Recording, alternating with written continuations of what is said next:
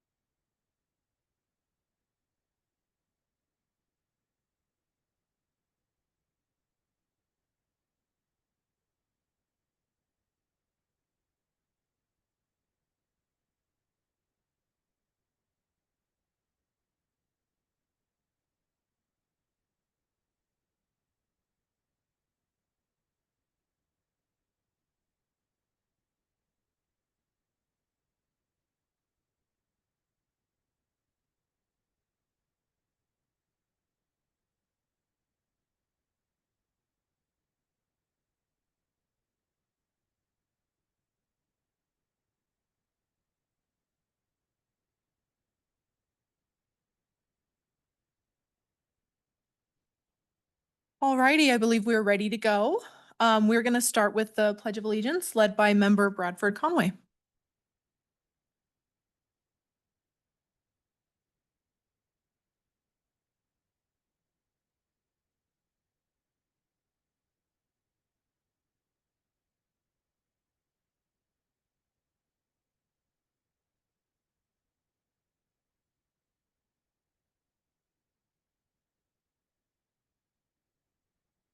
All righty.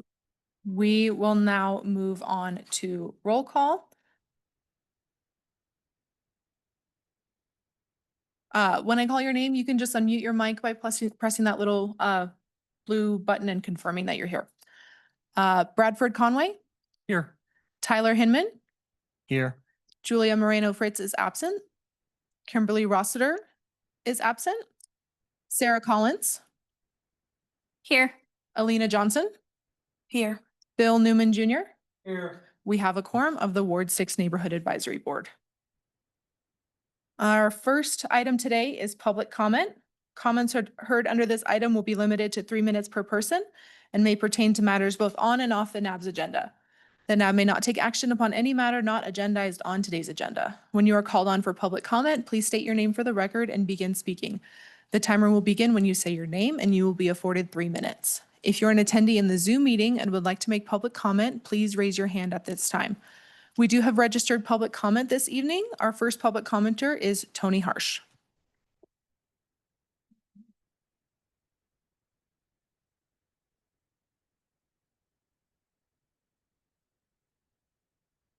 For the opportunity to speak. My name is Tony Harsh. Thank you for serving on the NAB. I have a great fondness for the NABs, having served on city council before. I took a great amount of leadership from them and direction.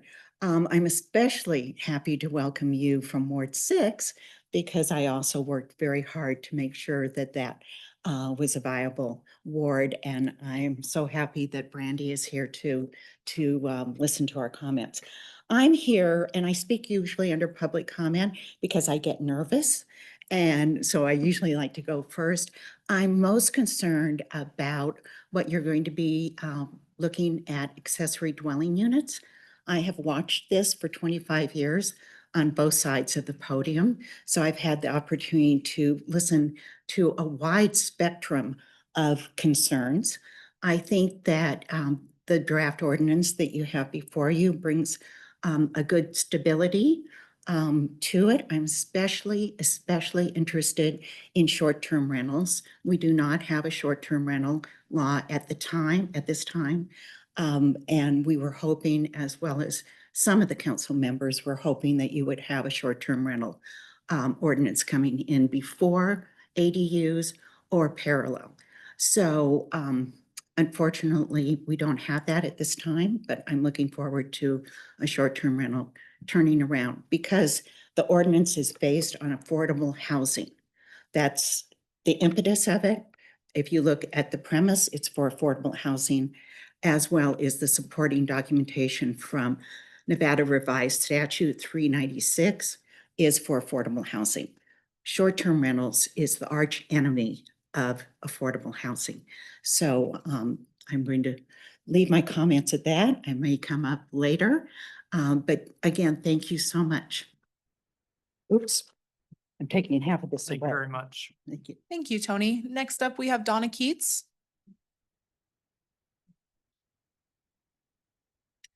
Good evening. For the record, my name is Donna Keats. I have been recently chair of the Ward 2 NAB, still a board member of Ward 2.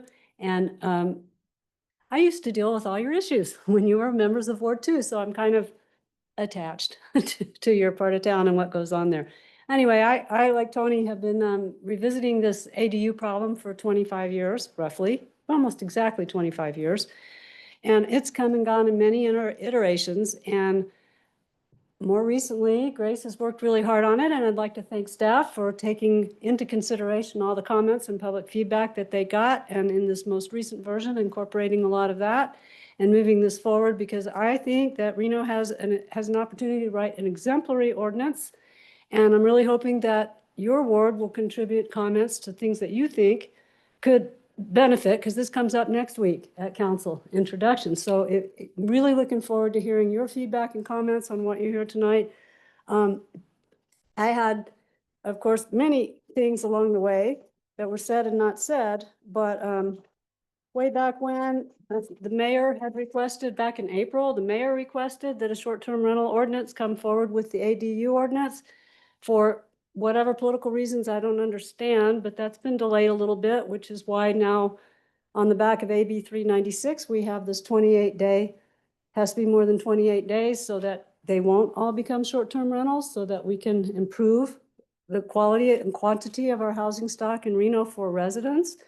And I'm really grateful that that's in there, and I hope you guys will provide written comments supporting maintaining that, because you never know what'll happen when it gets to council. Whether that'll come or go, or how you actually feel about it, I don't know. Maybe you want to build them and rent them, but I mean, rent them on the short term. But the housing stock is really an important thing. And this is a huge step forward in making sure that we have more affordable housing for local residents. So thank you for your participation, and I'll look forward to hearing Grace's comments, and you'll probably hear me again after that. Thank you.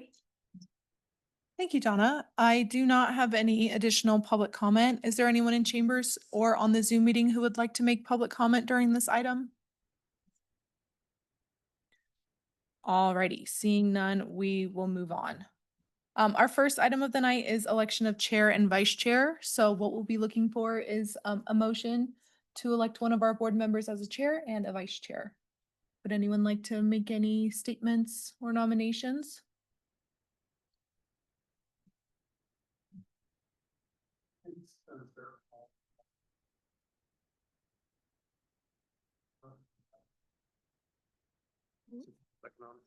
I move to nominate Brad Conway for chair. Alrighty, we have a nomination. Would anyone like to second? I second the motion. Alrighty, we have a motion. We have a second. All those in favor, please say aye. Any opposed? Alrighty, motion carries. Now we will entertain a nomination for vice chair. I would like to make a motion to nominate Tyler Hinman for vice chair. Or, yeah, Okay, we have a motion. Do we have a second? I second the motion.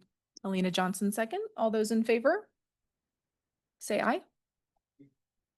Any opposed? All right, motion carries.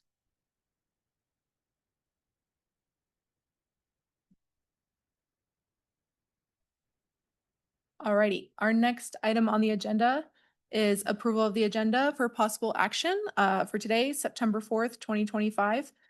We are looking at moving the business item, the presentation from RPD on e-bike safety, to before the development project review items. If anyone has any objections to that, happy to hear, but if not, we'll move item C1 to after item A6. With that, do we have a motion for approval of the agenda? I motion for the approval. All right, Sarah Collins. Do I we have a second second? it. All right, Bradford Conway. All those in favor say aye. Any opposed? All righty, motion carries. We will move on to item A5, the council liaison report. Good evening. For the record, my name is Brandy Anderson. I'm your council member. I want to welcome you to City Hall, and I'm super excited that we get to finally convene the very first NAB meeting for Ward 6 ever. So thank you for being here, and thank you for your patience through the process where we, really work to optimize and perfect how we're going to do our NABs moving forward. I really look forward to your thoughtful engagement. And I appreciate the 7 extra pairs of eyes and ears that we'll have in the neighborhood for all things that will come, before you. 2 things I wanted to bring to your attention that are coming up in our community. Our fall cleanups are coming up, and the one that's in Ward 6 is on October 4th at Brown Elementary, and it's from 9 to noon. And this will not have the e-waste disposal, so just make sure if you are putting any of that out into the community, the e-waste will not be at Brown Elementary this year on October 4th. And then also our junior park ranger program will be in our neighborhood at Huffaker Park on October 18th from 8 to noon. So if you know any littles that are interested in a really cool day with our parks department, make sure you bring them. Brown Elementary. And that's it. Thanks. Thank you, Councilmember Anderson. I do want to note, we do have board member Kimberly Roster on Zoom. But with that, we will move on to the staff liaison report. So hi, everyone. Just wanted to introduce myself. I'm Callie Shai, the agenda coordinator for the city of Reno, and I'll be your staff liaison for the Ward 6 NAB. Super happy to be here. I'm a little new to the NABs as well, so don't feel too shy. If you have any questions about it, happy to answer those. I do want to make everyone aware we have a board member training here in City Hall on Monday, September 15th at 5:30 p.m. So you can come in person. We'll also be hosting the meeting on Zoom, so you can join virtually if you'd like. We will have some NAB specific training, so that'll be really helpful to get you all acquainted with how the NABs work and any of the changes that have been made with the recent resolution. So there's that. And then I wanted to show you all where our kind of boards and commissions information lives now. We moved it from the city's website to the city's public meeting portal. So if you just type into your search bar reno.gov/boards, you'll find all of the boards and commissions for the city. So you can see our board here, Ward 6. There's a description and some really helpful links here for you to look at. And then we have all of the member information. So we've got all of you on there. If you're ever looking to talk with one of your fellow board members, you have their contact information there. Be careful not to meet with too many board members. Don't want to establish a walking quorum. So be very careful about that. But you've got member information, you've got my information. You can click on all of these. So my phone number is there. So please reach out if you have any questions. For anyone looking to reapply, or if anyone is interested in applying, there's a link here to start an application for the Ward 6 NAB. And then we have the meeting information there as well. So we do send out specific emails when the agendas are posted, but you can always find them here or on reno.gov/meetings. You'll just navigate to the HTML agenda and you'll find any attachments for any of the items there. So that's a super exciting new resource that we have for all of you.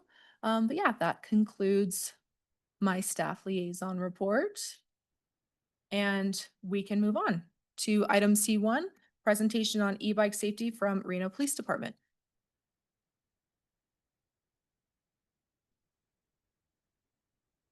All right. Good evening, everyone. My name is Ollie Miller, Assistant Chief of Police at the Reno Police Department, here on behalf of the men and women of the Reno Police Department and Chief Catherine Nance. Thank you for having me, and I'm very, very excited to have the opportunity to speak in front of the first inaugural Ward 6 NAB meeting. So thank you for having us. With that being said, Chief Nance really wanted to be here tonight.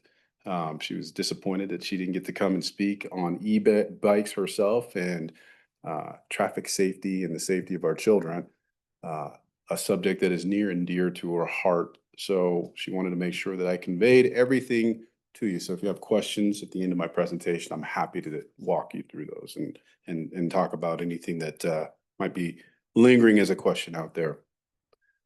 There have been serious crashes and deaths throughout our region, including Sparks, South Lake Tahoe, which involve illegal operations of electric and gas-powered motorcycles, e-bikes, mopeds, and scooters. Today, we're asking our media partners, family, and all of our community members to help us spread the message on legal requirements for operating electric motorcycles and e-bikes on the streets and the dangers if these laws aren't followed. We have seen an increase in illegal operations of electric motorcycles, pit bikes, gas-powered mini bikes by juveniles in the past several years. Specifically, I don't think I've ever seen it like it's been this last year. While these are fun to drive and quite popular with teens and young adults, they are not toys. They're powerful machines capable of achieving speeds which can result in serious harm when not operated properly. I think I saw an e-bike for sale on Amazon for like $2,000, and it goes above 70 miles per hour. Available for purchase by anybody with an Amazon account. Recent tragedies in Reno highlight how real and immediate this danger is. One bad decision can change everything. We continue to see juveniles riding recklessly, speeding, weaving through traffic, and driving the wrong way, endangering not only themselves, but pedestrians and drivers. Two different issues at hand here. Unsafe and illegal use of legal e-bikes, so those bikes that can be operated out there, and illegal e-bikes or e-bikes that people feel are legal, but actually do not comply with our current laws. There are some misconceptions about the differences between an e-bike and an electric motorcycle. If your e-bike if it has more than 750 watts, that's the power behind the motor. It's not an e-bike. If it goes faster than 20 miles per hour or 30 miles per hour with pedal assist, it's not an e-bike anymore. These are actually mopeds, 750 to 1500 watts. Anything above 1500 watts is actually a motorcycle. There's some differentials there between all. A moped, a motorcycle must be registered. It's got to be registered one time. The difference between a moped and a motorcycle you have to register every single year. You have to have a driver's license to operate a moped because of the speed. It can be out in regular traffic. You have to pass your driver's safety and all the things to achieve an actual driver's license. With regard to motorcycles, and that's these vehicles that go over 1,500 watts or more than 30 miles per hour, you've also got to have all your safety equipment to include brake lights, mirrors, helmets. They operate like a vehicle, so you can't ride these motorcycles in parks. You see them speeding through Damani Ranch Park at 50 miles an hour, you know that you're witnessing something illegal. If it's going at a slower speed and you recognize it as an e-bike because it's under 750 watts, that's legal to have in the parks. It's confusing. I know it's a lot. I'm happy to walk anyone through it after this. If you have a legal e-bike, you must follow the rules of the road. This means all bike laws that are in existence, both the city of Reno and the state of Nevada. Speed limits, ride and bike lanes when available, stop at all stop signs, and obey traffic lights. Walk the e-bikes when using a crosswalk. Just because you purchase an e-bike from a store, it might not be street legal. Also, mindful of alterations you or your child might make to it. Dad in the garage might think it's cool to make the e-bike go a couple of miles per hour faster, but it's going to be against the law for our local municipal codes.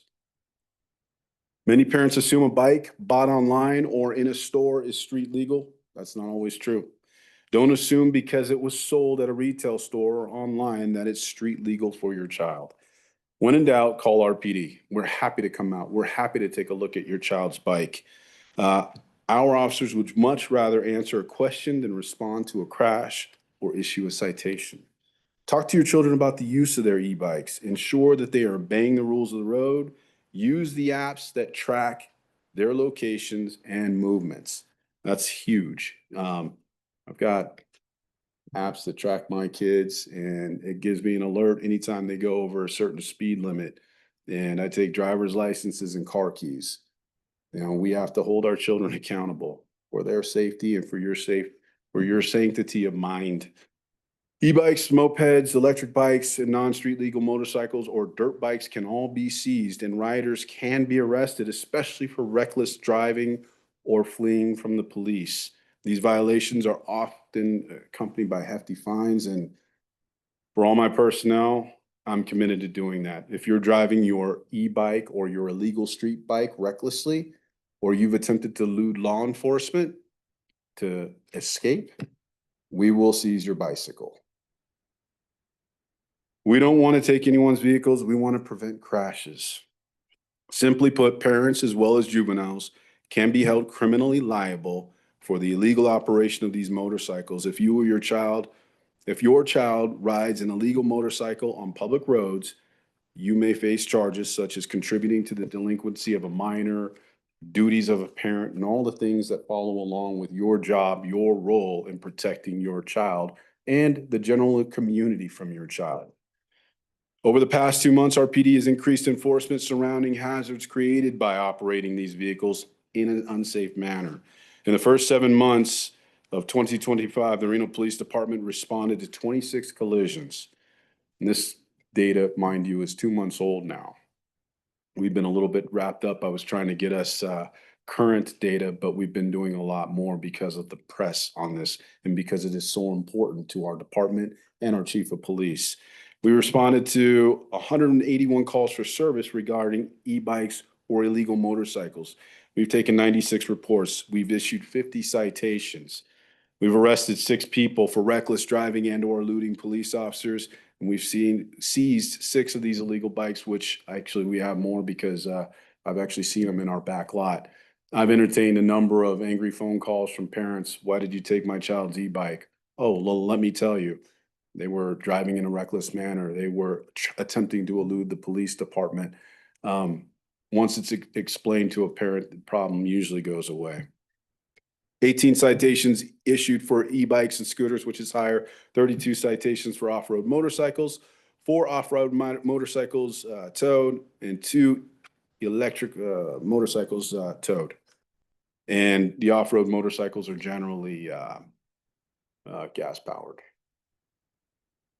We arrested a juvenile for battery on a protected person, reckless driving ×3, duty to stop at the scene of an accident, leaving the scene of an accident, eluding and additional traffic-related charges, and the motorcycle involved was seized. This initial incident occurred in the area of Veterans Parkway and Steamboat Parkway, May 15, 2025, and I think we actually published that one to social media, and we got a lot of positive feedback from concerned parents, concerned citizens that have to drive up and down the roads and are seeing these swarms of illegal electric bikes out there. E-bikes and motorcycles are not toys. They're powerful vehicles capable of achieving speeds which can result in serious harm when not operated correctly. Reno police officers will enforce the laws surrounding e-bikes and motorcycles to ensure the safety of our community. This enforcement can result in citations, arrests for reckless driving, or impounding and confiscating these bikes. And I can't stress that enough. I will take your e-bike. A quick message to the parents. As a parent and someone who deeply cares about the safety of our youth, I'm urging all of you across Reno, Sparks, Washoe County to take a hard look at the growing issue of illegal electronic motorcycles and pit bikes in our community and on our streets. Too many young people are riding these powerful, fast machines, unlicensed and unsupervised. And tragically, too many families across our region have already paid the ultimate price. Children are seriously injured, and this is not something that we're talking about could have the potential of happening, but it's happening now. It's happening in our neighborhoods. We all want our kids to have fun, feel independent, and explore the world around them, but independence comes with boundaries. And it's incumbent upon our parents to set those boundaries. And those boundaries must be rooted in safety and respect for the law. I know today many of us have learned a lot more than we probably knew previously about e-bikes, and I'm still learning a whole lot about them. Together, we can help ensure our children ride safely, legally, and never unsupervised. We urge parents and guardians to do their part, do the research before purchasing an e-bike for your child. And that includes making adjustments to it to make it go faster because you want to be the cool parent. Set firm rules, talk to them about the risks, know the laws, and they could save your child's life. Encourage legal, supervised riding in a safe environment and not on city streets. We must act together as a community to stop the next tragedy before it happens. Thank you.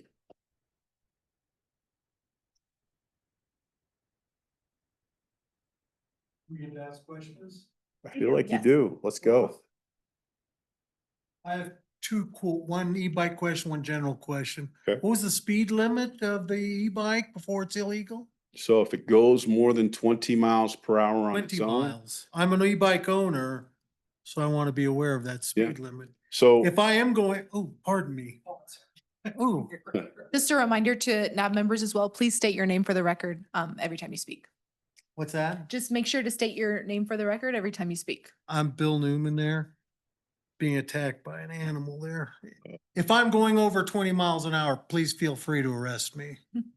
That's too much. absolutely. I just wanted to qualify that. So it's 20 miles an hour unpedal assisted. If your e-bike has pedals on it and it Right. goes over Yeah. 30 miles an hour, that's also illegal.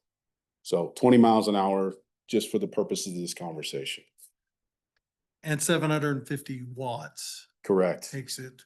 to If the- it's over 750, becomes a moped. Have to be a licensed driver, can't be in the parks, can't be in our trails riding that thing. It's got to be on a city street. Helmet laws, registration, all the things. And the general question is, can we come down and take a tour of the new station? You know what? I would love for you, Councilwoman Anderson, to bring down Ward 6 and take a tour of our new station. Let's go. That would be incredible. For those of you who haven't been there, we'd been in the old station since 1947. And we had I've been doing this for 25 plus years now. We had upwards of 391 sworn officers back in the early 2000s working there in jail cells and everything else. Our new station, state of the art, beautiful. Our council really did a great job in helping us get this new space for the police department, for our community. So we'd love to have you. Yes. Council, or Board Member Conway, I have a couple of questions for you on the e-bikes. How many deaths in the last 6 months or first 6 months of the year have we seen associated with e-bikes? We've had a number of deaths on regular motorcycles, but nothing that I have in my records thus far on an e-bike. Okay. A lot of close calls. Okay, and I got a couple of questions actually for you. Please. I really appreciate you being here. What is the best way for the general public to contact Reno Police Department regarding a concern with a motorcycle rider or an e-bike rider that may be riding inappropriately or unsafely? So if you see someone that's putting their lives in dangers or endangering the lives of others, call 911. Okay, Now, if you see these young people riding around in an unsafe manner and they're already gone, please, Reno Direct, call Reno Direct. Even though we might not be able to get to it in time, we are able to prioritize our calls for service, our service areas for our traffic and motor units so that they can do follow-up. When we categorize these Reno Direct calls by time, location, so that we can be there at approximately the same time the next day to see if we can catch this individual if they're leaving school or if they're headed to the mall. And we'd like to be there. So we set a lot of our priorities and a lot of our operations by what our eyes and ears, our community is willing to report. perfect. And final follow-up question on the wattage. Are manufacturers required to put that wattage on the bike itself or on the motorcycle itself? Is there any regulation from the government on this, or is it just something coming in from abroad and it's just what it is? You know, if you were to ask me about a firearm, I'd be able to describe that serial numbers are required to be printed, stamped into the metal and on a gun. These e-bikes are so new, I don't know what the federal requirements are for them. And it's been a long time since I've been the real police, sir. But I think that we're kind of all discovering that together. It's just something I think it's worth thinking about, that this is going to have to be a education over regulation situation. Because there's no way we could ask our police department to regulate something if they have no teeth to bite into, right? But we can certainly get out and we can educate the public. And I think 20 miles an hour, by the way, 20 miles an hour is a good clip for anybody sitting in here. Hang your head out the car window going 20 miles an hour. It's a good clip. 70 miles an hour, just for reference, that's the speed of a roller coaster. It's ridiculous. So I appreciate you being here and I appreciate the work, and I want to see us make some changes on this because I actually was not involved in an accident, but came really close. And Councilmember Anderson and I talked about it about 3 weeks ago, and it was on Veterans with a kid on an e-bike and just barreled across the road. Oh, I'm glad you're safe from that. And I can tell you, sir, that we do have some tools available to us. Everyone has the radar, tell how fast something's going. So presumably if it goes over 20 miles per hour, it has more than 750 watts of power I to think it. we can It makes it all agree with that, illegal. yeah. We know that it's been manipulated or purchased in that way, making it illegal. Or we can guesstimate visually speeds of a vehicle, or we can pace said vehicles. Or if I see it going fast in a park, it's multiple charges there, especially when they're putting the community at risk and in danger. But just visually seeing these things, they look quite innocuous. A lot of them don't look like they would go the speeds that they do. Sometimes they're upwards of 70 miles per hour. And do you have the resources you need in order to get out and do public education? We absolutely do, and partnering with the community is one of the biggest resources that we have available. Again, I described you as our community partners and eyes and ears, but that's exactly what we need. We need you reporting in when it happens. We need you educating our children, and it's regional law enforcement. It's not just a Reno Police Department. These youngsters are going to school, and these little bikes that are legal and illegal are landing somewhere. So we're partnering with the Washoe County School Police, to ensure that they're not allowed on school campuses and everything else. I So appreciate it. Thank you. you're very welcome. Board member Tyler Hinman for the record. First of all, I just want to say thank you for speaking today, and thank you and to the Reno Police Department for everything you do. Greatly appreciate it. I believe I can speak on behalf of everybody here. One of the questions that I do have is you mentioned like hefty fines and like citations that were given. Do you like have like numbers or figures as to like how high these fines can go, or like what has been given, so like anyone who's watching today or like seeing this can know like what one of the penalties is for um one of these bikes, so to speak, I could say. Boy, oh boy. I told you I hadn't been to real police in a long time, right? It's a long time since I've actually written a ticket. I honestly don't know what the fines are for a reckless, but I do know, and I can tell you this. The loss of your e-bike when we tow it here to the main station, or we have it towed to an impound lot, you are paying everyday fees and penalties for having it on that lot. I know that insurance rates go way, way up if and when you get a reckless level 1 ticket. I don't have the current fine or fee schedule for these things, and I know that there are other court administrator fees from the Reno Municipal Court. I'll have to email this board that information. I don't want to misspeak. Well, thank you. And also thank you for clarifying the differences between these. I certainly have very little knowledge on the issue. Like I wouldn't be able to tell you the difference between an e-bike or anything like that. And I can honestly say it's probably been about like 10 years since I've been on a bike in general. So greatly appreciate you coming up and speaking today. Thank you.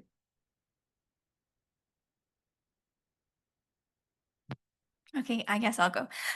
Sarah Collins for the record. I want to say thank you for coming and definitely will take you up on that tour. I toured the new facility. I'll do it again. What was that total number for all of the incidences since in the first 7 months? I think I gave you several totals.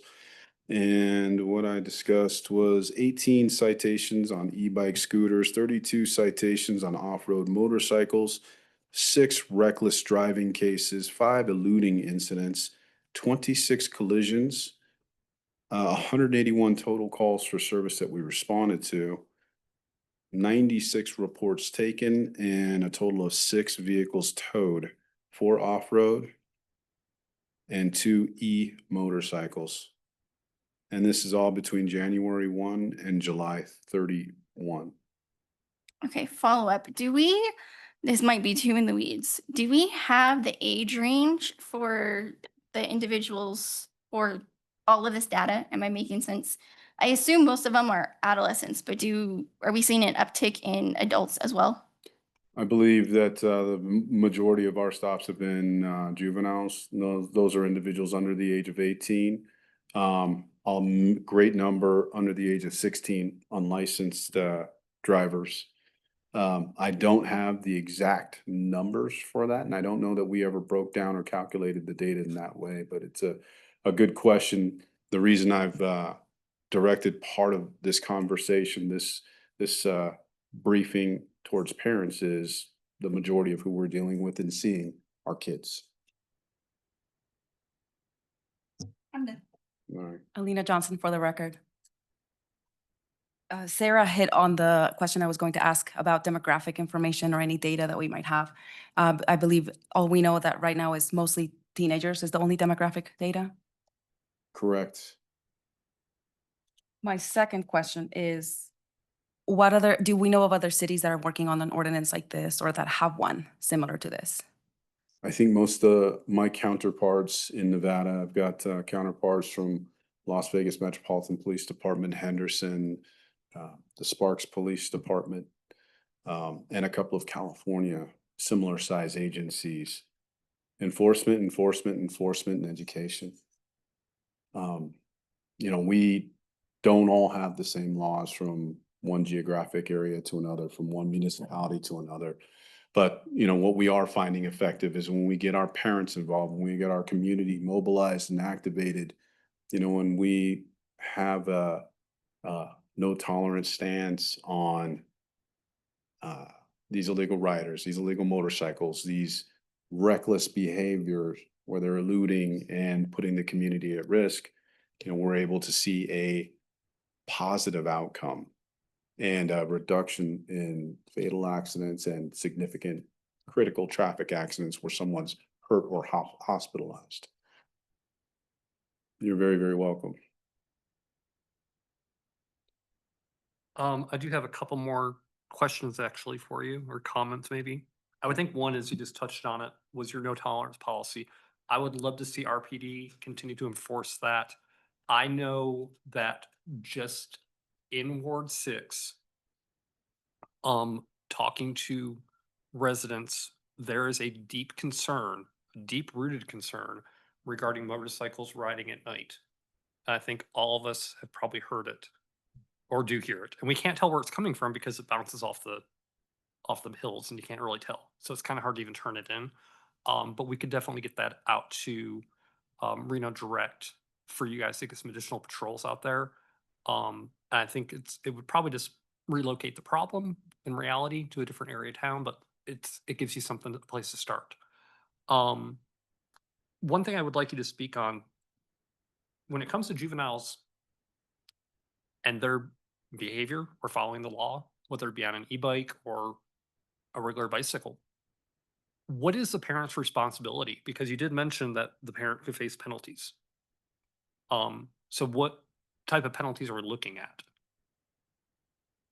So duties of a parent or contributing to the delinquency of a minor, misdemeanor offenses. So that's anywhere from citation that accompanies fines and or arrest if the behavior, the conduct was egregious enough. You have an obligation to protect, defend, support your children and to not put them in circumstances where their life can be threatened. So if you knowingly send your child out into the world with an illegal e-bike, or you've done something to alter it, where that child goes out and gets him or herself hurt or causes someone else to be harmed because they've driven it in a reckless, unlawful manner, we can point back to the parents and say, no, you knew or should have known that this was an unlawful activity for your child. And it's a citation for them to appear in court, Reno Municipal Court, to answer to those charges, or it's them being placed in handcuffs potentially and taken up to the Washoe County Jail to then appear in court. Thank you. Board Member Conway, Councilmember Anderson, I would like to get with everybody and take this and see what we can do about public engagement. I think that's our next move with this, because something's got to change. We have to get, and I think honestly what he's saying here, anybody that's a parent right now that's watching this, that has a child with an e-bike that is out of compliance, should be terrified. And we need to get that out there, because that would be, I know I'm not a parent, but I tell you what, if I had a child and I knew that I could go away in handcuffs, I'd be taking the thing away. Thank you. Any other questions from board members?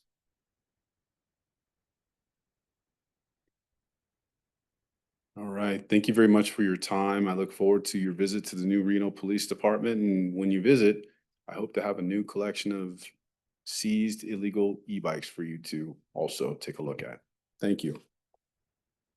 Thank you. I don't have any public comment on this item, but if there's anyone in chambers who would like to speak, please approach the podium. If there's anyone in Zoom, please raise your hand. Okay, seeing none, we will move on to the development project review items. Our first item is on accessory dwelling units. We'll pull up the presentation. Good evening, NAB members. My name is Grace McAdam. I'm a senior management analyst for development services, specifically in planning.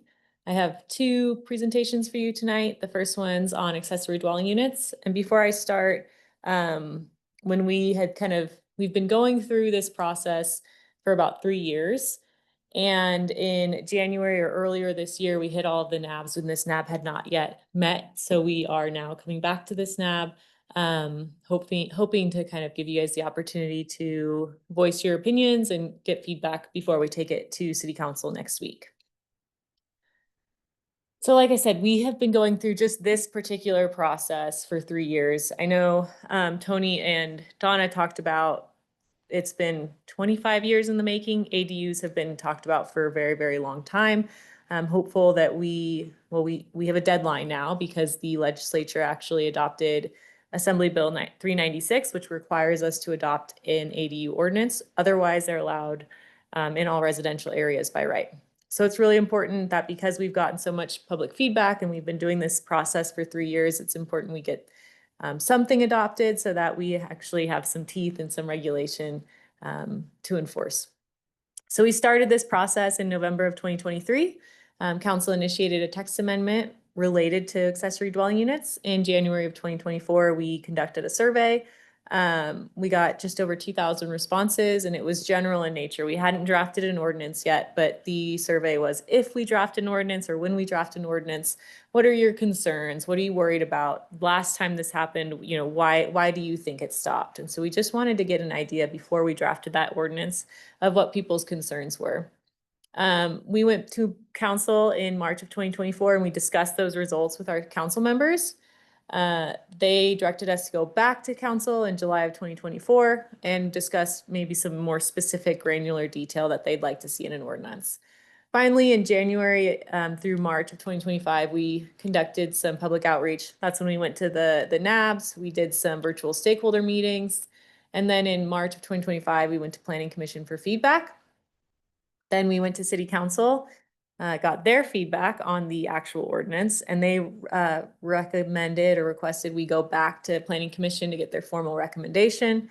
While this was all happening, we were figuring out that the legislature was most likely going to sign something into law. And so we put it on pause for a second so we could figure out what that would be. We got AB 396, August of 2025. We made the edits that we got from Planning Commission, and then also that was required from AB 396. We took them this formal draft, got their formal recommendation, and we'll talk about that a little bit later in this presentation. So here we are in the process. We plan to go to City Council next week. This is a little sneak peek. This will pretty much be the presentation that they get. So you guys are lucky, but this is where we're at in the process.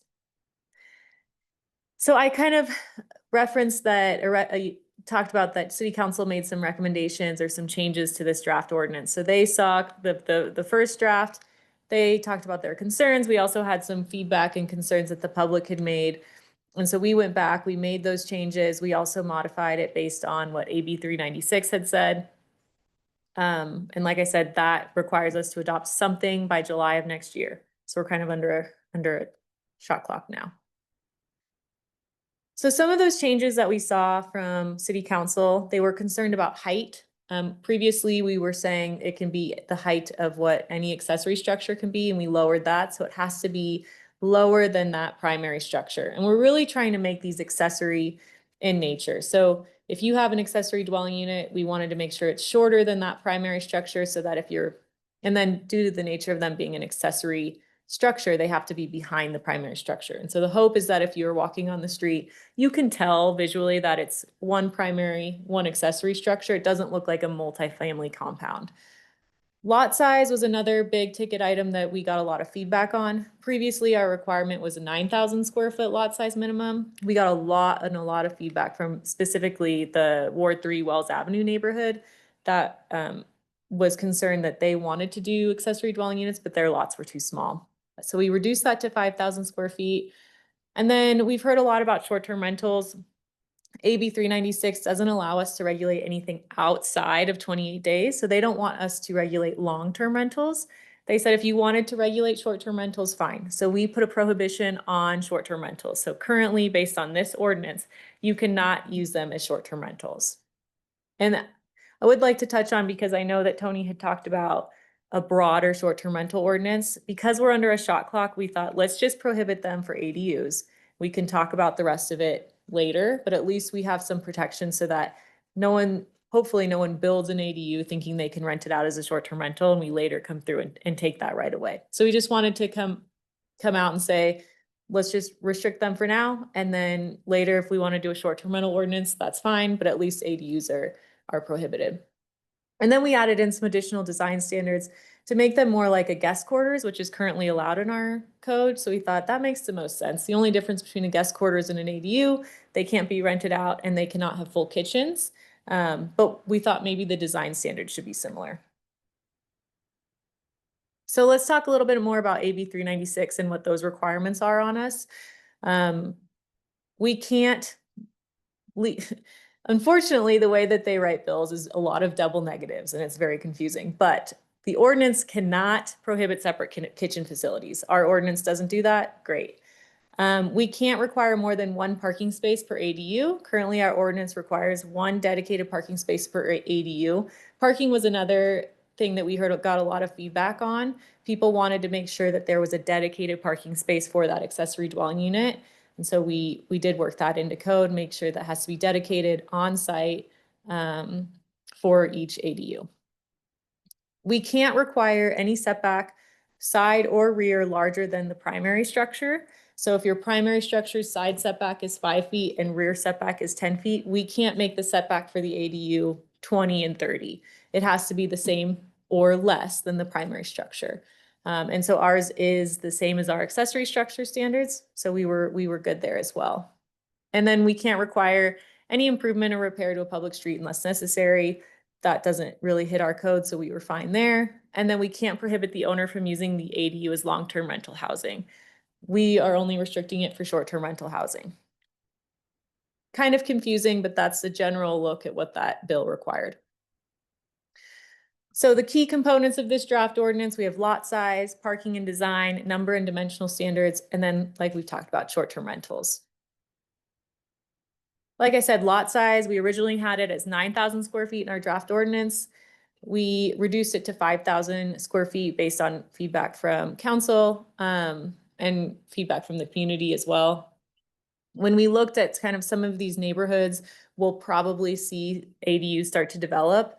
The lot size looked to be closer to that 5,000 square foot minimum. Parking and design, as I said, we are requiring one off-street parking space per ADU, only one ADU allowed per lot. I thought that might be necessary to touch on. And based on AB 396, we can't require any more than one space. So it's either one or nothing. And then as for design, like I said, we added in those design standards based on some of the feedback and council direction. And some of these design standards include things like roof pitch has to be similar than that of the primary structure. Materials have to be similar. Your front door maybe can't be, if it's an attached structure, you can't have the front door of the primary structure and ADU on the same block to kind of prevent that duplex appearance or multifamily appearance. So it's just things to make sure that they're compatible with the primary structure in the neighborhood. And then also to make sure that we're really making it clear that they're an accessory structure. Number and dimensional standards, like I said, one ADU per lot. Height cannot be taller than that of the primary structure, and the setbacks have to be the same as the primary structure based on those restrictions from that bill.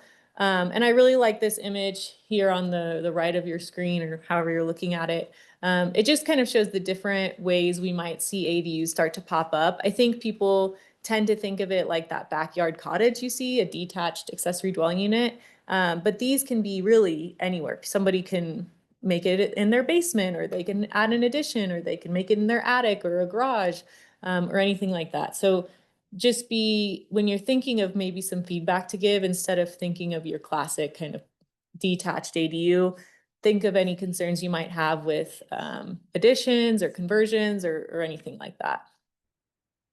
Short-term rentals, this was probably number 2 most concerns we've heard. So we added that restriction in. Like I said, they cannot be rented out for less than 28 days. So we're allowing them for long-term rentals. If you have someone who wants to rent your ADU for a year or 6 months, that's great. But if you want to list on an Airbnb, that would currently be restricted with this draft. So I'd like to touch on the public outreach we've done. We did presentation to the NABs. We've now done a presentation to this NAB. We did 3 virtual stakeholder meetings. We've had tons of media coverage, press releases. I hope that even though I haven't come to this NAB yet, you've heard about ADUs. We've tried to be, as, loud and, maybe obnoxious to some, but we've just tried to make sure that people are getting the word out and they're hearing what we're doing, so that way when we get to adoption, people feel like their voices were heard and they had a chance to participate.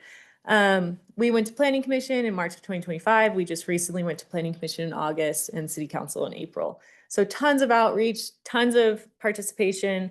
I also think that hopefully people feel like if they've participated thus far, their voices were heard. We've made a lot of changes to the draft ordinance, which I think is good. This was kind of previously when we went to Planning Commission, they recommended that we reduce or remove that lot size minimum. And then they also kind of had some feedback on removal of the design standards and removal of the minimum parking requirements. And so this kind of just shows you the balancing act that staff has had to do, because, from one side, we're getting, more restrictive, more parking, larger lots. And then from the other side, we're getting reduce the standards, reduce the regulations. So hopefully we kind of found a good compromise with this draft. Planning Commission did make the one recommendation to City Council that they wanted to make sure attached ADUs, in the previous draft, it said that they had to be subordinate in size, and they wanted to make sure there was an actual measurement with that instead of just saying subordinate. So they made sure that they're either 1,600 square feet or 50% of the principal structure, whichever is less. So that way, even if it's an attached ADU, it's smaller in size. It's at least half the size of that principal structure. And that's my presentation for accessory dwelling units.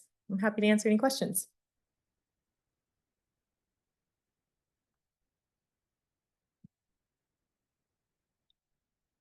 Board Member Conway, thank you so much, Grace, for being here tonight. And that's a great presentation.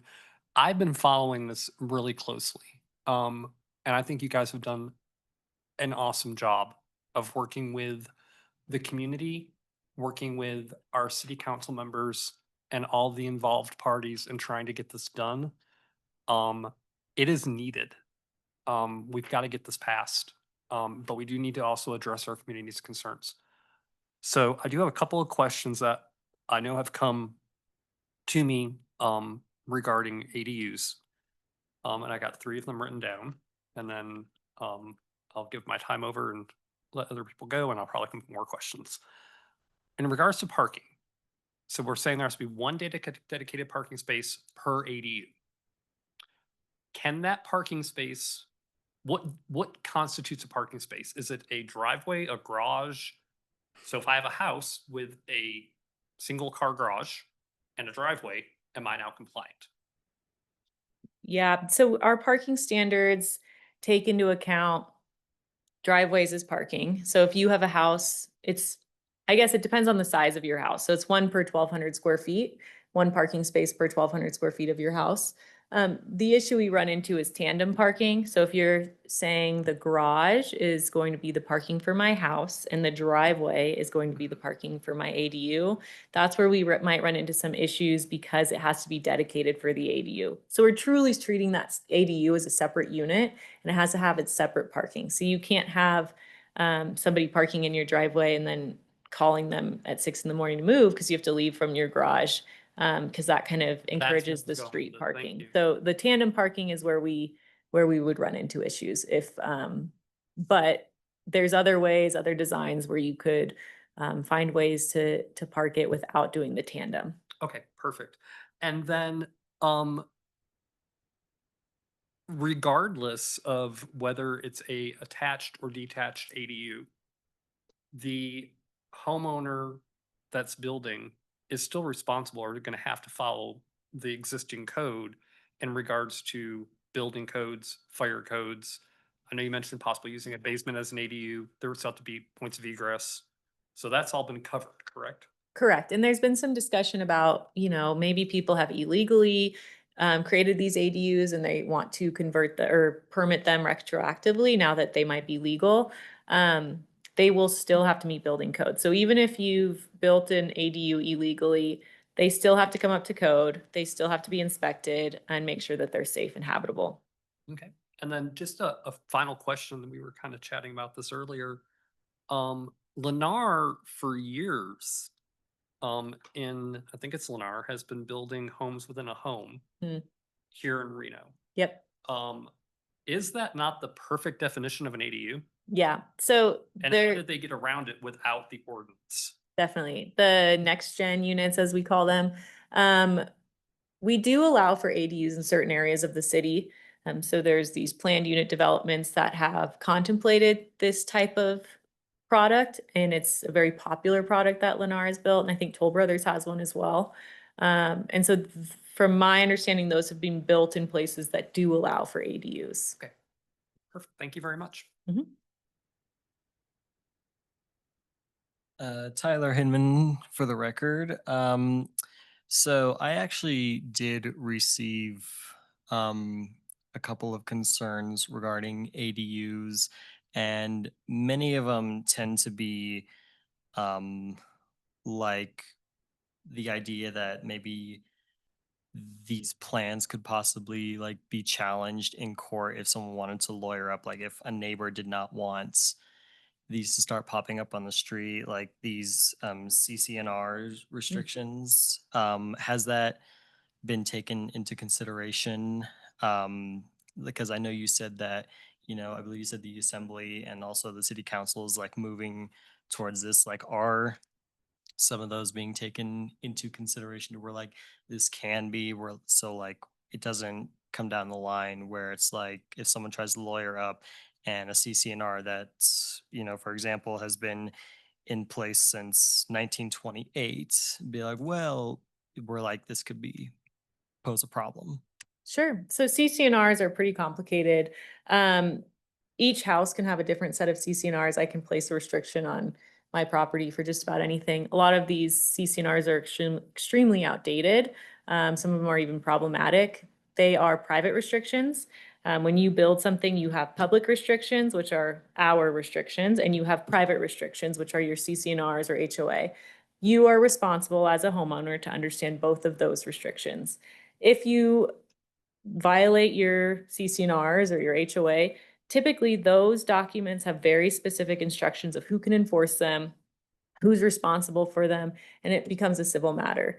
If you violate your public restrictions, like if you build something across the setbacks or too high or unsafe, that's when the city of Reno comes into play, is enforcing those public restrictions. And so that's kind of how those two will interplay. And that's come up so much, and I know it's a big concern for a lot of people. Because we're also under this shot clock, it's going to happen no matter what. And so it's important that can we realize that and adopt either this ordinance or they're allowed either way. Oh, and I did just clarify, if your CCNRs restrict them, this doesn't override them. I know that that's been a conversation as well. So those private restrictions still exist. If your HOA or CCNR say no ADUs, that doesn't change with this ordinance.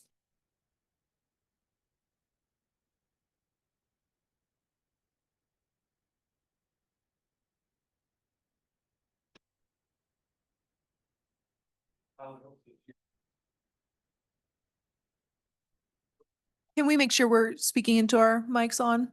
Thank you. Sorry, No I worries. apologize. Board Member Conway, I think the question would be, or it's not really a question, it's the concern would be, what would you do if you had a CCNR in place from, like you said, 50 years ago, that restricted ADUs and you actually want to put one in, you're gonna have to deal with that through your homeowner association or your whoever's regulating your CC. Yeah, I would definitely recommend contacting an attorney about that. And that may be what they were talking about with you. Yeah, it just depends on the CCNRs or the HOAs. Okay. But the CCNR, this will not. The This CCNR won't all is just- override them. Yeah, Nope, it will not. okay, perfect.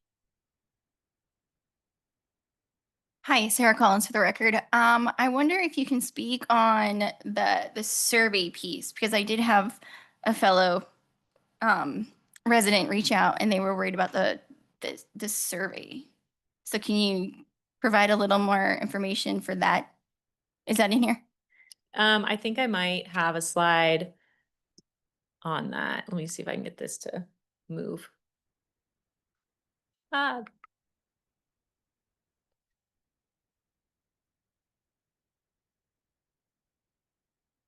So this is generally, when we did this survey, there's some more specific answers that you can see online if you wanted to really break down how everyone responded. But you can see the green dots are everyone that said they would like to see ADUs. The yellow are yes, but only in certain areas. One thing to point about the yellow is when we actually went through and looked at all of the open-ended responses, most of them were yes, but I have concerns. And instead of yes, but only in certain neighborhoods. And then the red and no. So you can see a lot of green, but definitely some mixed opinions. And this was 3 years ago before we had an ordinance drafted. But really good response rate. I'm really proud of that survey because I think over 2,000 responses is huge. Sorry, follow up. What I meant is if someone wants to do an ADU, they're not necessarily required to do a survey of their property and dwelling, or they are. Can you clarify that for me? Because I got some mixed signals from my people. Sure. So a survey is required for, according to our building department, anytime you put a structure in, we need what we call setback letters, which are where they measure from the property line to the structure. And they have a surveyor do that and kind of verify that they are built where they're supposed to be built. So that would be required for these ADUs, accessory structures. Mhm.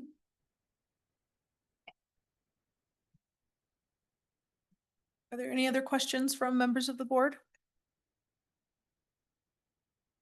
Okay, seeing none, we will open this item to public comment. I do have one public comment card. If there's anyone else in chambers who would like to make comment under this item, please fill out a card. And if you are in the Zoom meeting, please raise your hand at this time.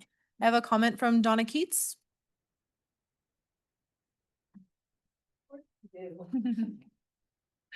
Hi, my name's Donna Keats. I am going to ask you to consider all the parts of town that might end up getting ADUs, and that does not include much of Ward 6. Because much of Ward 6 is comprised of plan unit developments that if they allow ADUs, it's at the discretion of the developer. They're built out, the developer didn't build them, they're not happening.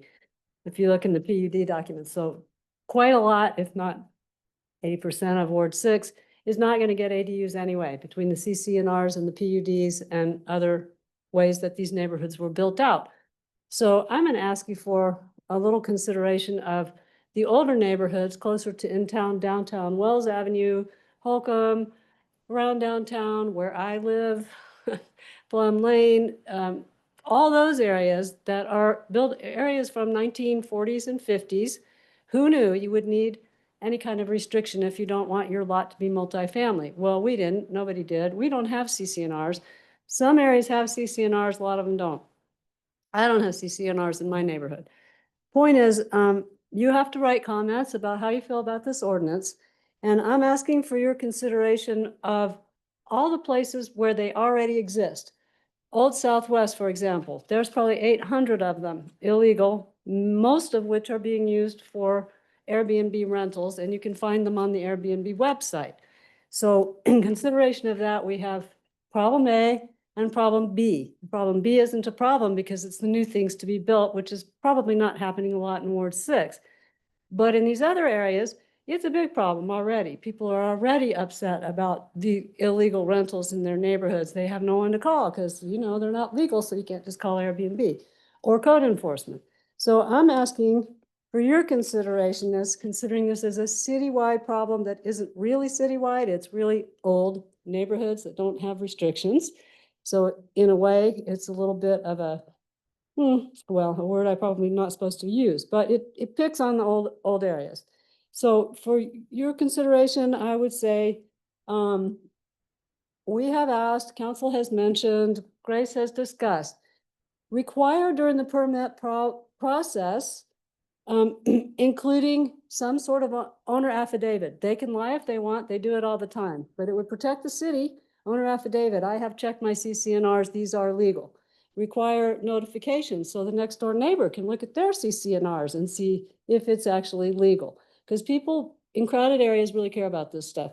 You could ask for that if you're inclined to. And also, I feel really strongly about defining a process for bringing existing ADUs into compliance. Right now, we don't even know where they are. I mean, we do, but we don't. And we should. They should come up to compliance. And I think that should be part of this ordinance. Let's bring them into compliance, make it safe for the people who live. I lived in a really unsafe one for a long time when I first came to Reno. So I wish somebody had spoken on my behalf before I almost got killed there. So thank you very much. I appreciate your time. Thank you, Donna.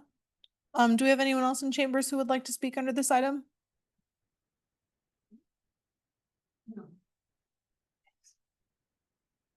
Alrighty, we have Beth Dory. Hello, I have a question for Grace. Is a setback letter as good as a survey that is registered and recorded? It is, so they put stakes up and everything. That's what they said, yes. Okay. Okay. Beth Dory, for the record, I chatted with Shay Backus, who sponsored AB 396. Very nice lady. And she said that this bill's intention was not to remove existing CCNRs. And so that's one thing. These are CCNRs from 1929 to 1960. I have houses all over town and we'd all be surprised where CCNRs are. And typically they renew after 20 years and they're active unless the majority of the neighbors want to remove them. So here's an example of a 1929 home. Actually, this was built in 41. The CCNRs were from 1929. And it prohibits extra units. That includes guest houses too, so. This is one on Bates Avenue, which is where one would think you'd want to put this infill. There again, this is from the 40s. And this is right by Vaughn Middle School, and it prohibits extra units. Chesterfield Lane, which is in Northgate, they have CCNRs. All of these are not under, they're not, there's no HOA directing them. So it's going to be like neighbor wars. This is out in Donner Springs. We have CCNRs. This house was built in 1977. This was kind of surprising. Vassar Street, right by Vaughn Middle School. It's the Reed subdivision. And it prohibits extra units. Greenridge Drive prohibits, Marthium prohibits these extra units. And it kind of seems like it's a don't ask, don't tell kind of system here. And when you see this map, you don't see any carve outs for neighborhoods that would not allow them. And there's no streets. So I don't think a lot of neighbors really know that this is coming to them. So thank you. Thank you, Beth. Is there anyone else in chambers who would like to make comment on this item? Okay, seeing none, we will close out the accessory dwelling unit item unless there's any other discussion from the board. Nope. All right. We will move on to item B2, the childcare ordinance. All right, I'm back. Grace Macadon, Senior Management Analyst again. And now we're going to pivot and talk about childcare facilities. Let's begin. So to set the stage, anyone who has kids, they know that childcare is pretty dire right now. 72% of Nevadans live in what we call a childcare desert, which takes into account your distance from childcare and the amount of capacity at some of these childcare facilities. Nevada experienced a 55% decline in childcare from 2018 to 2024, which we'll notice is kind of what we call the COVID years. A lot of these childcare facilities shut down. And Nevada is the 8th least affordable state for infant care, which is pretty alarming, considering how many rural areas we have. So for some background, why are we talking about this? In July 25th, council initiated a text amendment to remove barriers for childcare. So try to make it easier for these providers to open up some facilities and allow for more childcare centers to open up. Currently in Reno Municipal Code, we have 3 kind of buckets of childcare. We have in-home childcare, that's anywhere from 5 to 12 children. It's considered an accessory use. You have to have someone also live in that home. Then we have workplace childcare. That's some of our larger workplace, Patagonia, IGT. They might offer childcare as a benefit or a perk to some of the people who work there. That's accessory to a business. And then we have a childcare center. This is a primary use. Some of the larger childcare centers, maybe Blue Kangaroo, Goddard School, some of those larger centers we see around town. That's a primary use. It's typically a larger scale, needs its own site, its own, maybe playground, things like that. So when we talk about barriers to providers, I'll just go through each use we have and talk about maybe what those barriers might be. So for in-home childcare, we require a minor conditional use permit in all zoning districts. We also have some additional standards that they have to meet. Workplace childcare, we also require a minor conditional use permit in all zoning districts. These minor conditional use permits are a 30-day process.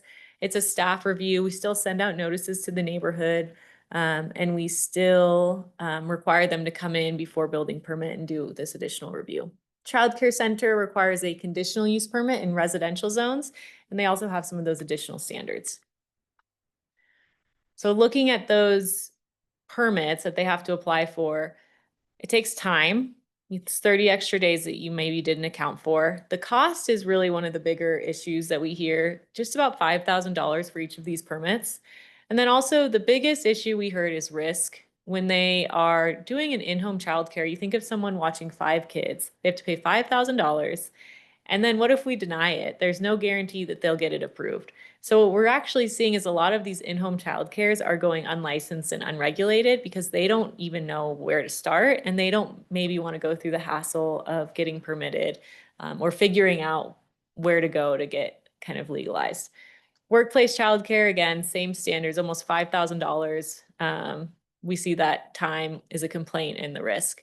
Childcare center for conditional use permits, a little bit more expensive. The time is 65 days. It has to go to planning commission.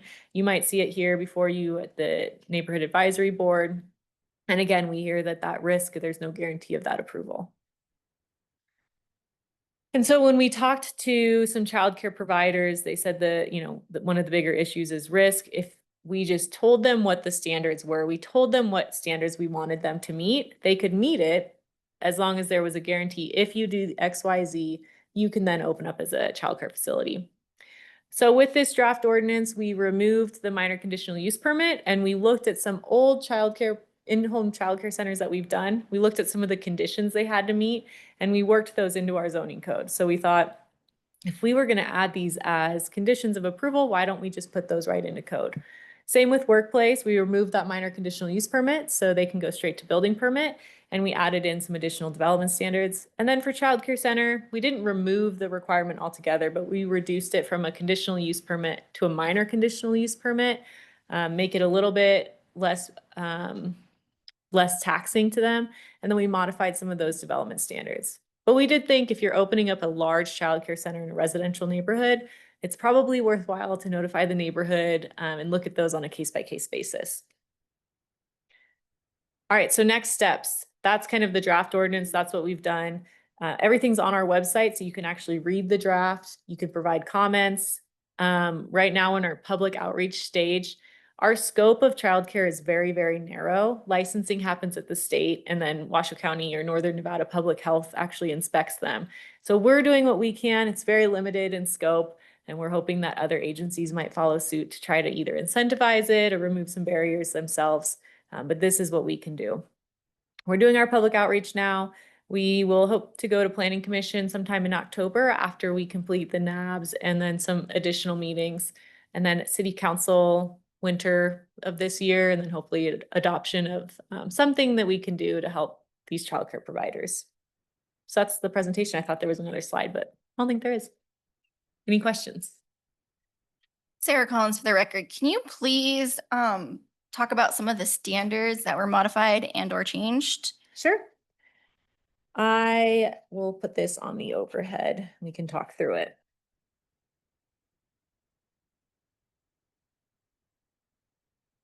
So we'll start with childcare centers.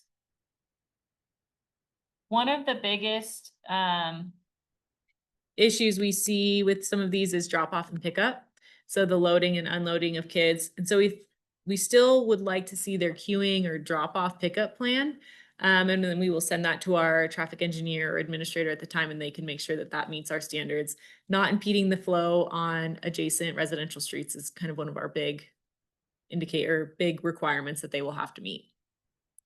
The other issue that we saw with some of our other conditional use permits that we've had in the past is outdoor hours of play, especially if you're in that residential area. And so we made sure to restrict it from 7 a.m. to 7 p.m. And then we have that allowable, I guess you could call it a loophole, but you can do the minor conditional use permit. Let's say there's shift workers and they can't meet their hours or something like that. We just wanted to make sure it's not always, one size fits all. So if they have a unique circumstance, we can look at that on a case-by-case basis and they can go through that permit. When we look at in-home and workplace, just a little bit more standards because these ones were removing that permit instead of just reducing it. It's a little crooked, sorry about that. So again, we have the insurement for traffic flow. We want to make sure that's ultimately the only complaint that we get is drop off pickup is a mess. So we want to make sure that we're able to regulate that. Hours of outdoor play is also restricted. We have some lighting requirements. I know in some of these residential areas, if you have like a big spotlight or something to light the playground, I don't know what you might have. But we just want to make sure that that's not shining onto abutting residential areas or residential uses. And then a fence, which I think is common in all residential areas, but just making sure we're protecting both the kids and the adjacent neighbors. They might have dogs or something like that. And then we allow them to deviate through that with a minor conditional use permit. There's always a circumstance that we didn't think of that we want to make sure we can accommodate. So those are kind of some of the standards that we added in. Is that helpful? Yes, thank you. Follow-up question. Have you also, I assume, which is terrible, but I assume that we have also been working with Washoe County in regards to making sure that everything is mesh? Yes, definitely. It's one of those things, once you start pulling at the string, you realize how complicated it is. And so we have been working with Northern Nevada Public Health as well as the state. We've also been working a lot with Children's Cabinet. They have a lot of data about childcare, and they've told us some of the Reno specific data that we should be aware of, but they've also been able to connect us with people that, like from the state or from Washoe County, who are in charge of the licensing. So that's been helpful. Tyler Hinman for the record. I don't have any children, although I would like to have them in the future. I do have a lot of siblings who do have children, and I know that it's difficult for them to find childcare. You talked about like how there are 3 separate types of childcare, and each one there's no guarantee they could be approved. Is that also like saying they could meet all those standards and still not be approved? And if so, do you like know as to maybe some possible reasons as to why that may be? So the way we drafted this ordinance, there would be a guarantee. So if they met these standards, then they could go straight to building permit and open up their childcare center. The problem is today, there's that no guarantee. So we're trying to change that. And then follow up, like, are any of like some of those requirements subject to change throughout the year? I did notice you set the outside playtime from like 7 a.m. to 7 p.m. And then of course I know here in Nevada, obviously we follow daylight savings. I know we're kind of getting to the point where like it's going to start getting darker earlier, probably around like I think like 5 o'clock or something like that. Is that going to be something that's like subject to change, or is that part of the lighting requirements to be outside, assuming that they're still going to be like children out Definitely. being watched? Yeah, that's actually interesting you brought that up. And I'm open to feedback on that. When I looked at some other jurisdictions, a lot of them just say daylight hours. The reason we put 7 a.m. to 7 p.m., and we saw jurisdictions that did it both ways. We liked that just because it seemed more enforceable. Instead of saying, well, it's kind of light out, I don't know. And, there are some ways you could look at, what's technically considered daylight hours, but it just seemed a little more complicated than what we wanted to do. However, if you think there's examples of daycares that are operating at 7:30 at some times, or maybe the outdoor play is extended certain times of the year, we'd love to hear that, to make sure that we're capturing all of that. But since we have the availability for them to deviate from that by doing a minor conditional use permit, we thought maybe that could account for it. Definitely open to feedback on that. This is just a draft, so there's change that could be made. Board Member Conway for the record. I think, Grace, you've done an excellent job. One of the things I'd love is that you're taking away barriers. And we need to do that right now. I'm in the same boat as Tyler. I have no children and have no different boat because I have no desire to have any. But I do know that daycare is expensive and it's going to be a supply and demand situation. So I think by doing this, the city council needs to realize that any barrier we take down where we're allowing the safe care of a child during the day so the parent can continue to work is a good thing to allow that to happen. And I think we need to just make sure that we keep in mind it needs to be the safe care of a child. So I love the fact that you're taking down barriers. I don't share your concern regarding the daylight savings issue. I do see where it could be a concern for a homeowner if there's a blazing bright light in my backyard. So that might be something to consider as you're putting together the ordinance on this.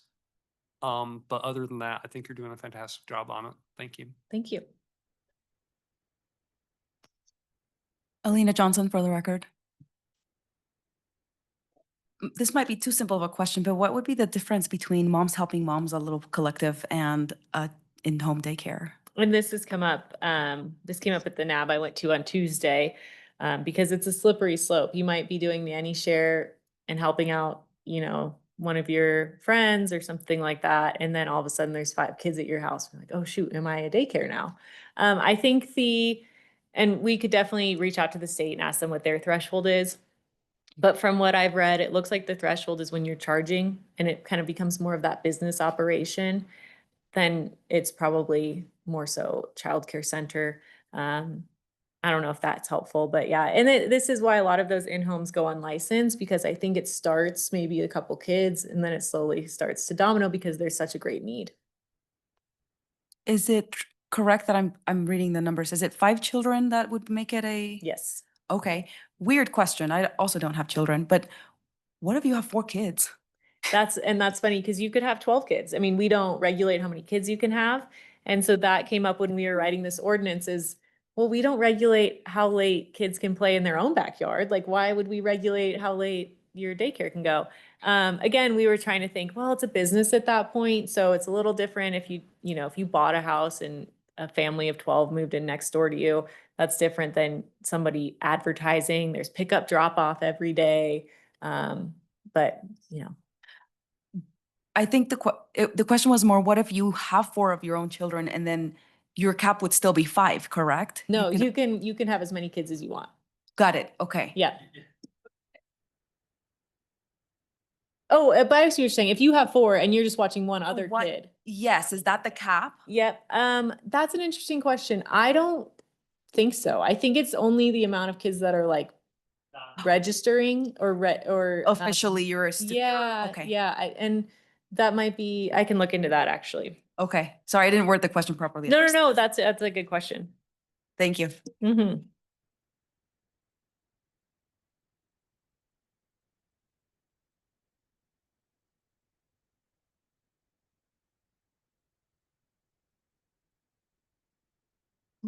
Hi, Bill Newman there. I just got one question. I'm very fascinated with your slide about Nevada is ranked 8th. Mm-hmm. Can you tell me the formula for that and who uses that formula to decide that statistic? Yeah, that was one of the data points we got from Children's Cabinets, Nevada as a whole. They get that statistic, I believe they kind of average the daycares that are advertising, what they're charging. And then they take an average of that for the state, if that makes sense. And then each state from there on out. Childcare within the state of Nevada. Yes. So, and who uses that? Is it Children's Cabinet, yep. So they're the one that came up with that. Yes. Yep.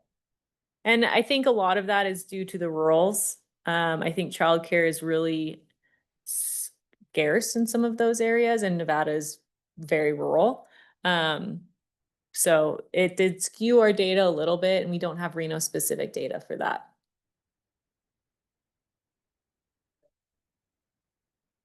Sarah Collins for the record. With barriers coming down, do all of our fellow partners have the ability and manpower and time to be able to make sure that everyone is meeting those standards because there's more inflow? That's a great question. I don't foresee a large influx of childcare centers coming in. If we do see them, we can always kind of pivot at that time or reassess if we needed more staff. But I do think that based on what we've projected and what we've looked at, we would have enough staff to manage that. Sarah Collins for the record. Thank you, because you answered my next question. So. Okay, perfect. Beautiful. Brad Conway for the record. With these barriers coming down, I think we can all safely assume there are probably some daycares that are operating under the radar, and unlicensed. So this would also be a source of revenue for the city by bringing these barriers down and give us a motivation to get those licensed, correct? Definitely, yes. Okay. And is the city willing to work with an unlicensed daycare and say there's not going to be a penalty if you come in? Definitely. Yeah. And like I said, You our, know what I'm saying? yep, Like, I'm not gonna go, oh, now you're here, right. we're gonna just shut you down. Yep. And we're pretty good just generally. If you came in and said, oh no, I accidentally built a shed. I didn't know I was supposed to get it licensed or permitted. We're pretty good about working with people. We're not trying to turn you in. We're just trying to make sure that these things are safe or these childcare facilities are safe for the kids that are there. And I would say that I think most of it is just an education piece. I just think that people might not know that an in-home childcare needs to be licensed. Correct. And so we've been working with some of our local agencies to come out with a handout of, what step-by-step process, who you need to reach out to, where you need to go to get this information so that if somebody has any questions, we can give it to them and they can just turn to the page of what they would like to do. So thank you.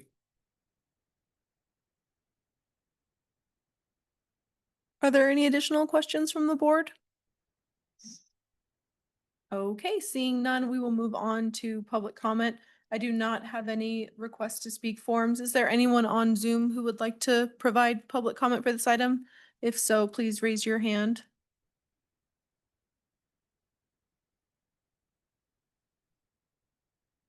Alrighty, seeing none, we can close this item and move on to the D item.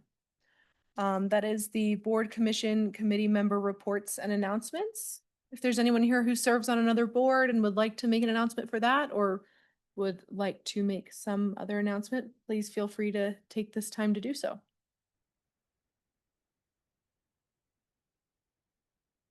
Okay, seeing none, we'll move on to item E, future agenda items. If there's anything you'd like to see on a future agenda, please feel free to take this time to let us know.